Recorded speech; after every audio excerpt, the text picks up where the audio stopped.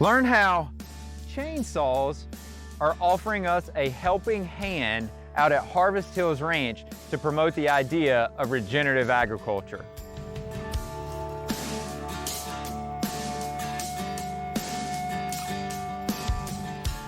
Dr. Arland Hill here out at Harvest Hills Ranch, and today we're going to be talking about how I use these two chainsaws to help us further what we do in the context of regenerative agriculture and to help us in regards to some of the things that we're planning to do out here on the ranch. So before I dive too far off into that and actually show you how we use these, you'll see I'm sitting on a big pine tree, so I'll give you a little clue of what I'm going to be doing here in a moment. But just to give you an idea of what we're using, I've got two professional grade saws. Now let me say, for those of you that have jumped on the channel here and are really interested in a breakdown on these saws, that's not what this video is going to be about.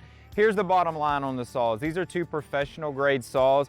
That's all I run are professional grade saws, because when I want a tool to work, I'm dependent on my tool to be able to do the job that I'm asking of it. And Stihl, Husqvarna, they're both going to be able to do that for me. I think you will find it interesting though, for those of you that are looking at the health and wellness side of this and trying to, of course, you know, we try to stay chemical free here. That was important to me when it came to working with the saws as well. And here's one of the ways that we do that. You'll see I've got this bottle down here. And for those of you that don't know, chainsaws require bar oil. And the intention on this, or the idea on this, is that the bar oil reduces the friction on the chain as it's moving across the bar out here, but they all require bar oil. Now, you really have only two options when it comes to bar oil. You can use a petroleum-based oil, which is by and large the majority of what's used out there, or you can use a non-petroleum oil, which is what this is. And here's what I think is somewhat comical about this, is that this is actually made from canola oil. Canola oil, I know when I'm sharing information about health and wellness with other individuals, canola oil is not an oil that I'm going to be advocating in terms of consumption, and it is a genetically modified species, but lo and behold, we can find a use for it, and we've got it here. We run it in the chains, or in the chainsaws, to keep the chains and the bars lubricated. And the nice thing about this is that this easily breaks down and it's biodegradable much quicker, say, than a petroleum-based oil. Now, I told you that I would share with you what we're going to do with these saws and how we're advancing this. Well, a couple of things that we're going to show you today and how we use this.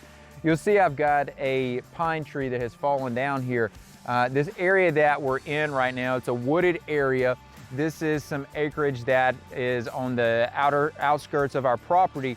And what we're going to be doing with this over time is completely fencing this area in and we're thinking about goats, maybe some sheep. We don't know exactly what we're going to do with this yet, but we're going to put this to use. Who knows? It may be nothing more than a good area for us to do a little deer hunting in, but nonetheless, we wanted to start getting some of these bigger trees that have fallen over, get these cut up so they can start breaking down and degrading in here. There's also one other reason that I want to get this tree out of the way, and that's because this tree is actually laying on another tree that is called a mayhaw tree. This is actually a mature mayhaw tree right here.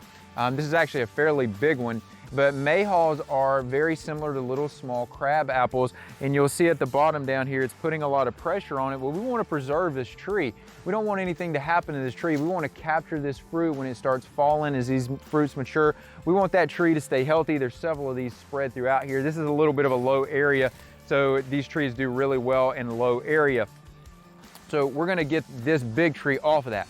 The other thing that we're doing with the saws here today that I'll show you is we're going to use these to take down or to cut up in sections some cedar trees. Now, cedar trees are something that we've been cutting these over the winter here this year, and we're using these as fence posts.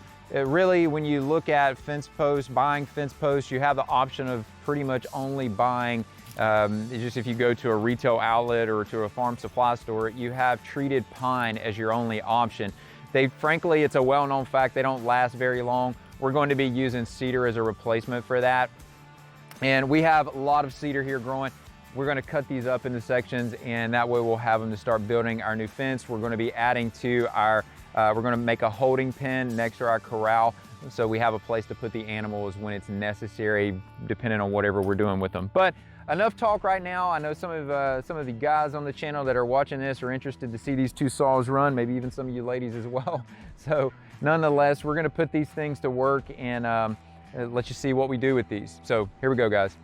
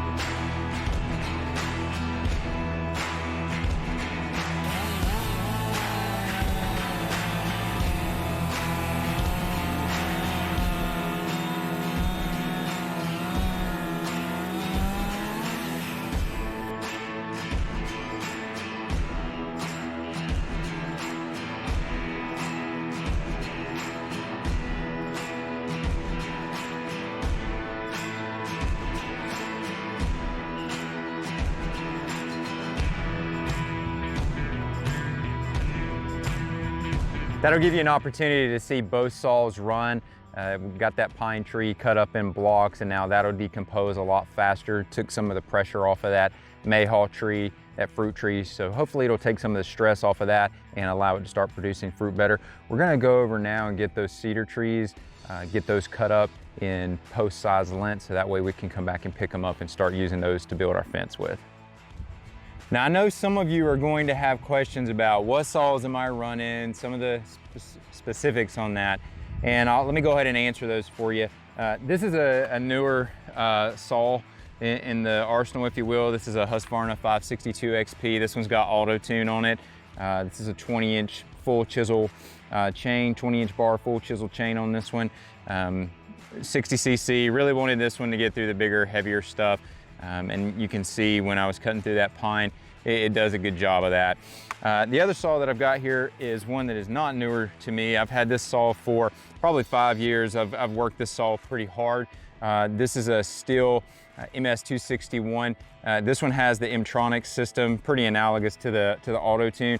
This is an 18-inch bar on this one, full chisel chain on this one also, a little more aggressive cutting style on that. But anyway, just because I knew some of you guys out there would have questions. And these are stock saws. I haven't ported, done anything to these saws. They're stock. Frankly, they cut good enough for my needs not to have to do that. I don't make my living cutting wood, so. But really good saws, Stihl and Husqvarna here. So with that being said, guys, I'm gonna grab the Stihl. We're gonna get into these cedars and make some fence posts out of them. And I'll show you the stack that we've got going here towards the end of the video already.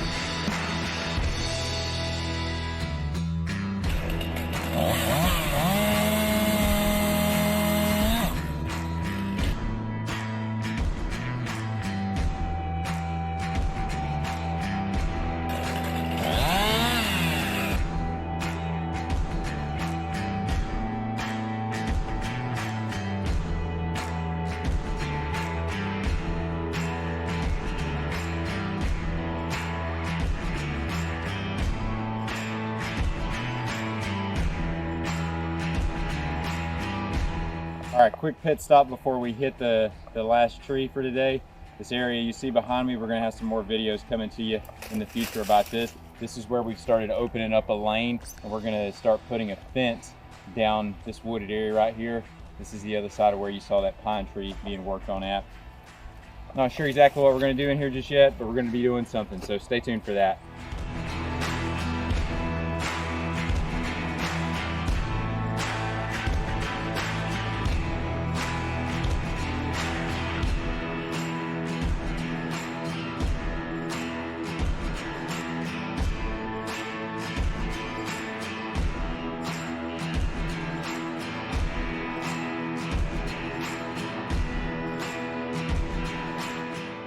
Well, there you have it, guys, an afternoon of cutting wood. We wanted to show you how it's not always just about moving animals and trying to work in the garden. There's a lot of other things that go on out here at the ranch, and we wanted to illustrate that to you. We also wanted to point out that we try to maximize the use of our resources around here. Got an entire pile of cedar that we've cut up that are ultimately going to end up into cedar posts. And just as an example, this is the corral, and you can see we've got cedar posts that we're using on our corral, on the outside of the corral as well. So we'll do the same thing with these when we start building the fence that's going to be back over here behind me for our holding pens. Anyway, guys, I just wanted you to see that. I truly appreciate you jumping on here with us today. Hey, if you like this information, hit it with a thumbs up. If you want to hear more information, if you want to hear more insight into what goes on at Harvest Hills Ranch and how we try to amplify the nutrition in our food and the choices we make that we think ultimately lead to a clean, toxin-free lifestyle, by all means, hit that subscribe button. We'd love to have you on board. Hey, I'm Dr. Arland Hill out at Harvest Hills Ranch. We hope to see you real soon.